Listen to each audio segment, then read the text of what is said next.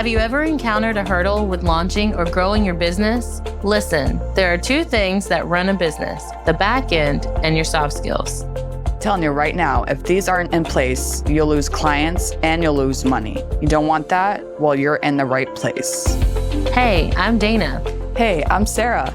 We're your hosts of the Entrepreneur Encounter, and we're going to give you a behind-the-scenes glance into our businesses, give you genuine feedback, tips and tricks, plus occasionally bring on guests that care about supporting you to grow your business organically and nurturing authentic relationships. Are you ready?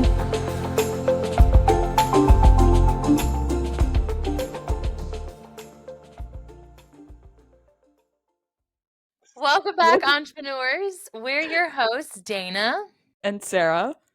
And before we dive into this episode, we want to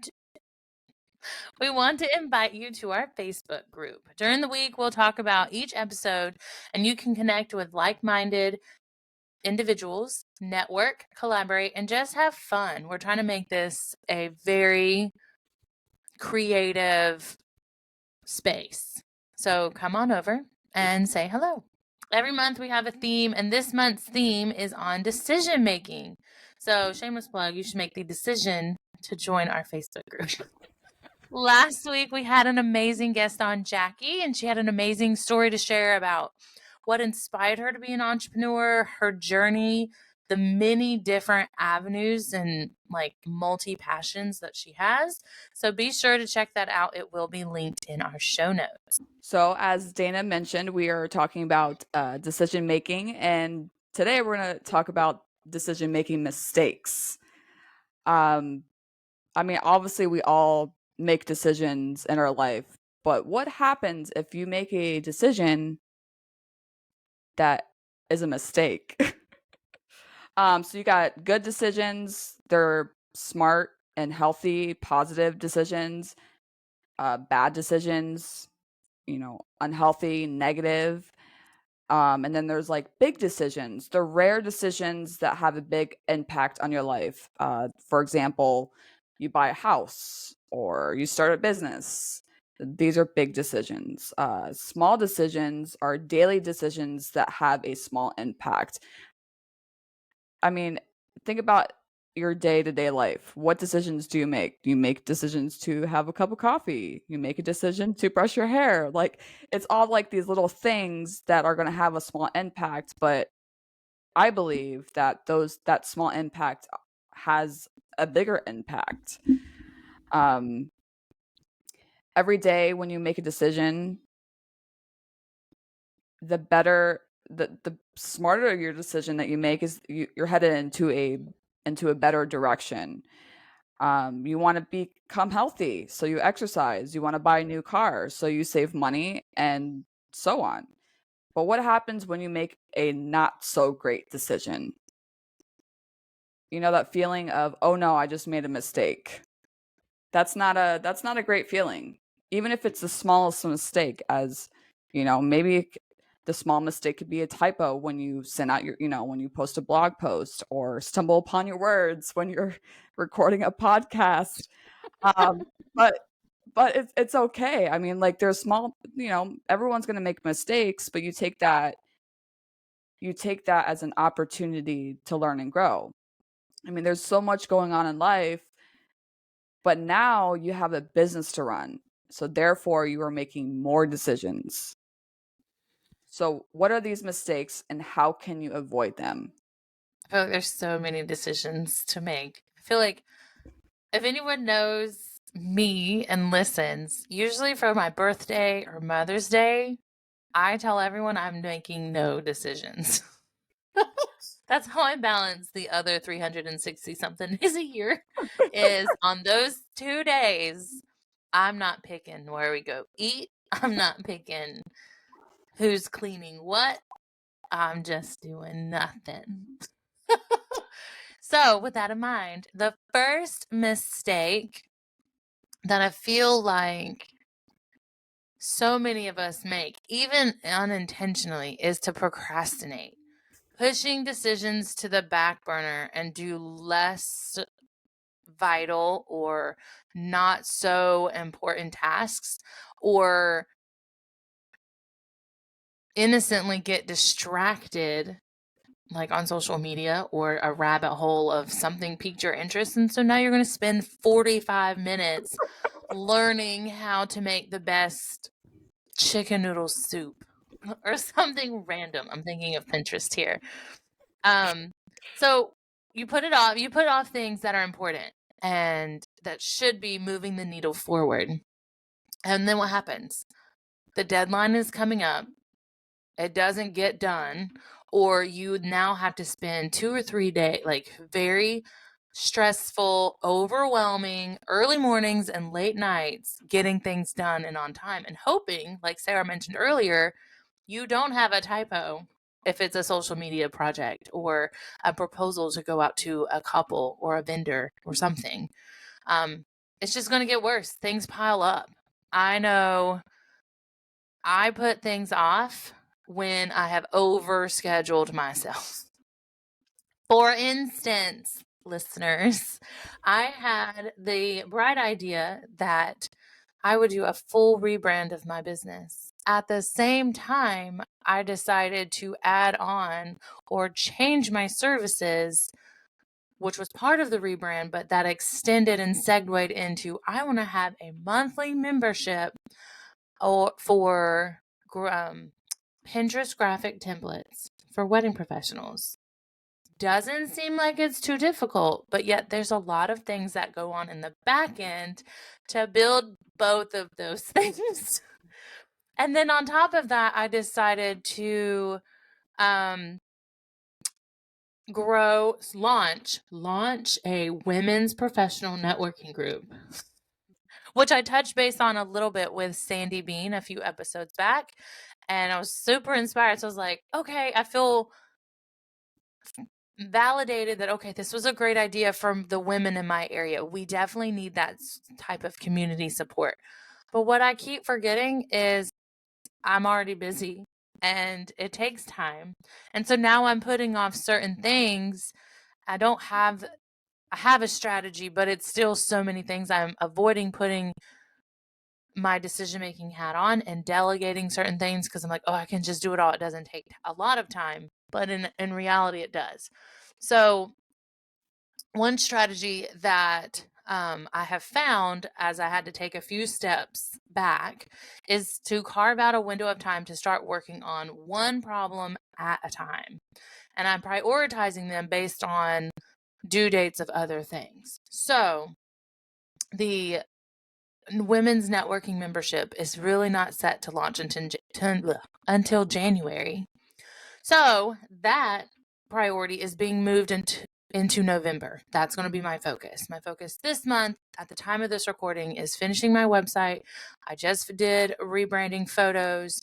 All of my Honeybook, which is my CRM platform, all of those emails have been updated and all of that fun stuff. So I feel less overwhelmed because I got started with doing small tasks, but they were vital to my overall goal. So spinning it around, let's say our listeners have a client project and the deadline is not until next month. There are some people, sometimes myself, that'll get it done, get on it right away, but there's others that will wait till the last minute. And think about how that feels. Like, how does your body feel when you wait to the last minute versus, okay, I'm going to push through a lot of the work, take a break, go outside, work on another task, and then you come back to it a few days before the due date, and most of it's done, and you're almost just like reviewing, auditing, and making sure.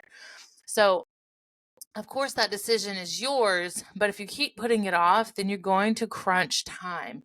You're going to feel overworked. You're going to feel anxious. You're going to have all those things. If you have questions, now you may not be able to get them answered, and there's going to be delays in the project. There's going to be errors that you're now not going to be able to impress your client with. So, you need to allow yourself more time. I'm talking to our audience. I'm also talking to myself. You need to allow yourself time. If you have a lot of networking events, change your schedule to include the travel time. We talked about this too. Give yourself an extra day to audit a project. Have the due date. So if your client thinks it's due October 31st, or that's when they would need it by, then your due date for completing it needs to be the day before, so that the morning of or the night before you can look at it one more time and make sure all your I's are dotted, your T's are crossed, everything is where it's supposed to be. Allow yourself more time. We're just going to leave it at that. When it comes to like procrastinating, I mean, obviously, I have that issue because when it comes to client work, I want to get all the client work done first. Like, I feel as if there have been many a times I leave my stuff on the back burner because it's not. I was in the mindset of, well, it's not making me money. But if you really look at it in the long run, so like I'm writing a book and I've been trying to write this book for the last year and I keep talking about it, but I'm getting back into it. And I'm like, I tell myself, well, if I finish this, then I can let people know that it's done so that, because obviously I want that book to be a lead generator to which I would, get clients from. So why do we keep putting things off? It's just we shouldn't. And I'm speaking for like telling myself this too, because if we keep procrastinating and putting things off, then we're just not gonna get to the goal. Yeah, you can still do your client work. Obviously, you want to get that done. That's top. That's like, one of the top things that you need to get done. But think about how if you want more work, what can you do to push that needle forward? Another mistake is believing that it's going to make or break you, right? We all tend to overthink, and you may feel the weight of the world is on your shoulders because you have to make decisions. Um, is it a right or is it a wrong decision? Before coming to a solution, you need to look at it as a whole. Last month we talked about problem solving, in which it goes over that in more detail about how you can get to a solution. So definitely go check that episode out. Of course, there are risks that you're going to take in your business, and when you make your decisions, you question like if it's the right one. I mean, obviously, when you start your business, you question, is it even, am I making the right decision to start this business? There's always room for improvement and evaluation. So if something's not working, obviously you can look at it and see what needs to be changed. There are obviously there's those decisions that you need to be really careful about too, especially when there's large sums of money involved. So if there's businesses out there that have like a brick and mortar store, right? So you're putting money, a lot of money into that. So you definitely want to ensure that that decision is the right decision, and don't just say, well, yeah, I'm just going to go ahead and, lease out this place and start my business. You're going to make mistakes, but just know that it's not going to, it's really not going to, you're going to make mistakes, but it's up to you to learn and grow from those mistakes, and always reach out for help. Because if you're stuck, then, there's somebody out there like me and Dana. We're out there to support you. We want to make sure that you are set up for success. Another mistake is not being organized and throwing spaghetti at the wall. My favorite.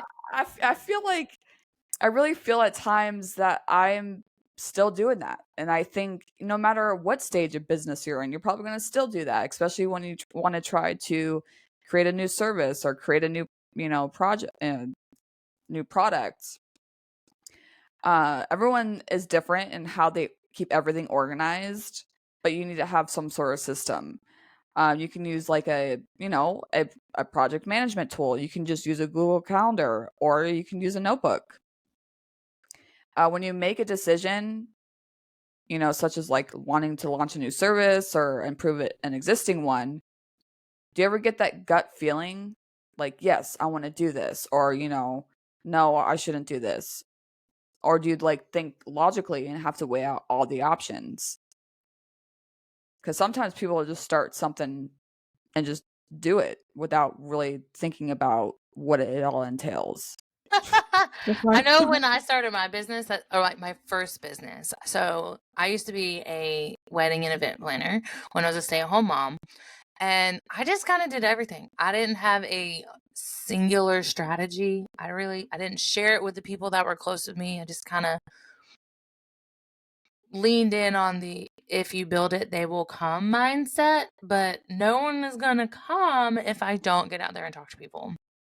And I don't, organize my social media in a way that pulled people in. I learned that the hard way. I mean, I made money, but nowhere near as much as, I needed to, especially when I became a single mom. So I was determined that when I launched Dana's Desk, that it would be different. So I made sure I had my workflows organized. I knew what steps were to be included, who was doing what, like who was in charge of like scheduling client calls. Am I constantly going to be doing that, or am I going to have it in your welcome packet and say, you have to schedule your calls? Here's your link, your unique link to do that. I leave it on the end of week wrap up. So there's a little bit of follow up for me, but it's not extra for me to have to remember. I already know I need to send my end of week wrap up of completed tasks, so forth and so on. So now that I've learned a lot over the 3 years that I've been in business. And even though I'm adding a new service and the overall rebrand is stressful because I have new words, I have new things, my structure is thankfully organized, and it was an easy decision to add on Pinterest management. It was an easy decision to update and audit my SOP so that now that I'm adding team members, for the most part, I'm just adding videos to help different learning styles, that sort of thing.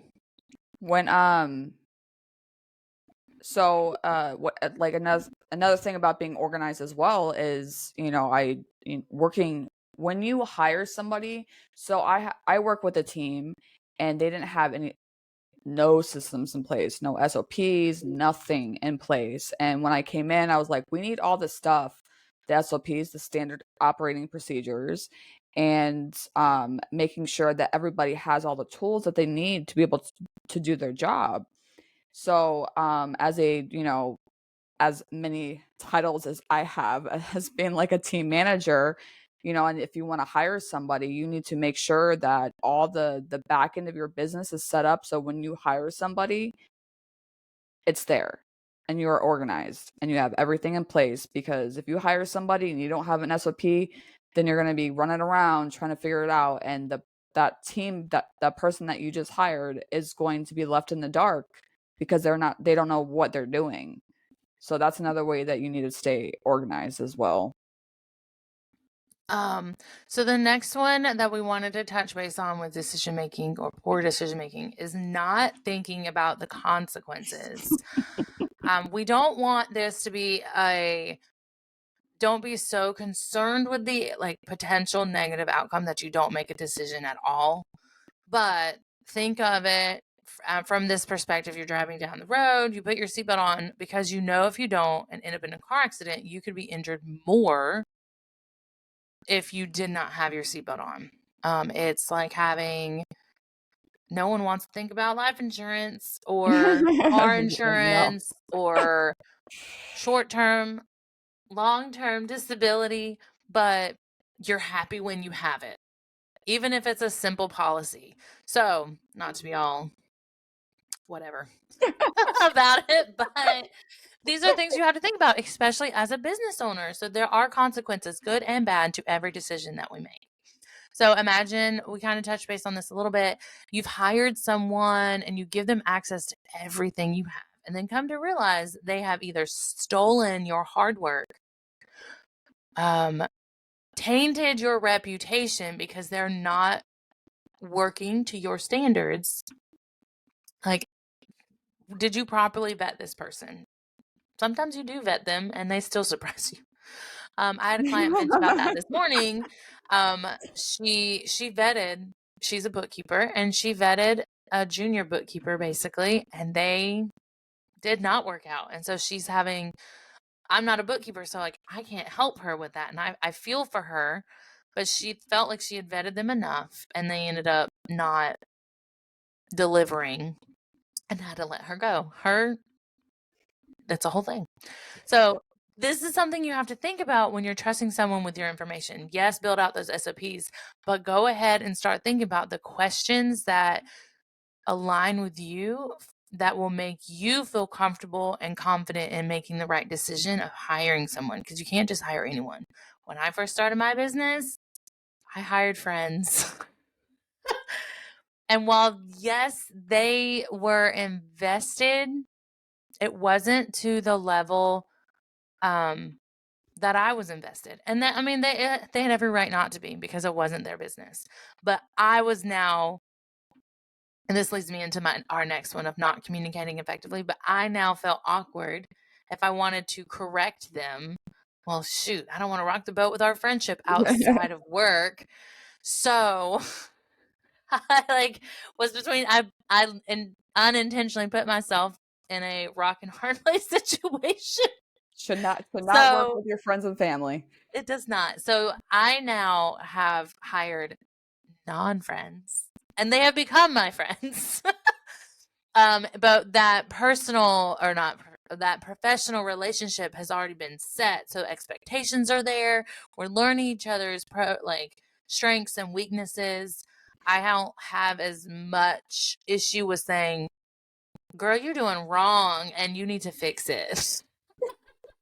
Like, I want to cheer you on. I want to be supportive, but I don't. I mean, I still don't like confrontation, but I don't feel as scared or like stressed and overwhelmed about saying, "Hey, this isn't right, and I need you to fix it so that my client stays happy and I can be happy." So it sounds obvious, but once you've made a decision that affects others, you need to tell them about it. If they make a mistake, you need to communicate it in a timely manner. You can't wait 3 months from now and say, "Way back when you did this one small thing." They're not going to remember, and it's going to be too late to really gently correct them. So let's say one of us wanted to change the whole layout of this podcast. I feel like we have bounced around on this a time or two. One of us did it, and we didn't communicate that. What do you think would happen to this podcast? We would be in it, like, it would be a world of headaches is what it would be. Yeah. So pretty much. So, and that I was laughing. So, real world example again. This is more on the personal side. A friend of mine, when you first start dating someone, there's all those like expectations. Who's going to text each other first, right? Do you wait? And what had happened is they were almost initially texting each other about the same, but I think she started feeling like she was the only one reaching out. So she was like, "I'm just not going to reach out." And if you but she's not also telling him that expectation of she would like him to reach out more, text her more.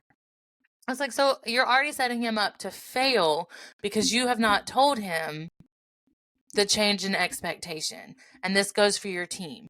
If you haven't let your team know ahead of time or when you've decided to make a change that you want them to reach out to you more directly, like a weekly check-in.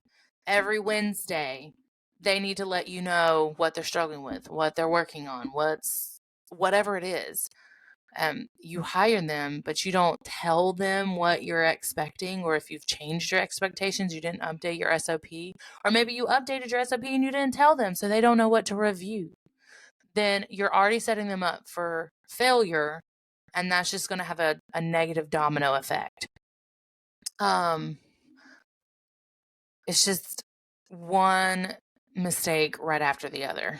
So yeah, I know we talk about communication a lot, but you really like communication is like the number one skill that you have to have running a business, because if you do not communicate, it's all out the door. I think communication, or I think we've said this on the back end, not really with our listeners, is communication is the foundation. Creativity requires some sort of communication, even if it's communicating with yourself. Problem solving requires communication. Team building, collaboration, time management, all of those things can somehow be webbed back to communication because maybe you're changing how, like, your availability, your time management, you're updating that because this season of life you have 2 kids in sports and one's doing Battle of the Books and another's doing ballet and whatever else, or you're just taking a step back because you need more blank space in your calendar. It doesn't even have to be balancing 5,000 schedules. It could be you just need a mental sabbatical.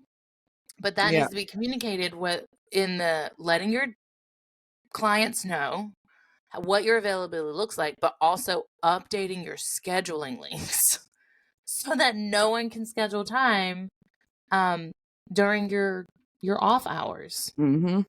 That happens all the time. There are a number of mistakes that you can make as a business owner.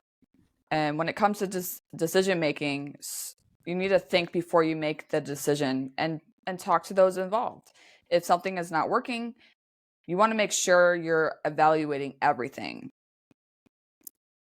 So listeners, what is one mistake that you have made that you have since learned from, and how did that affect those around you? Let us know wherever you're listening. Put a comment below and let us know. As always, all of the information is in the show notes, and don't forget to share and subscribe so you get all those notifications. Till next time. Bye. Bye.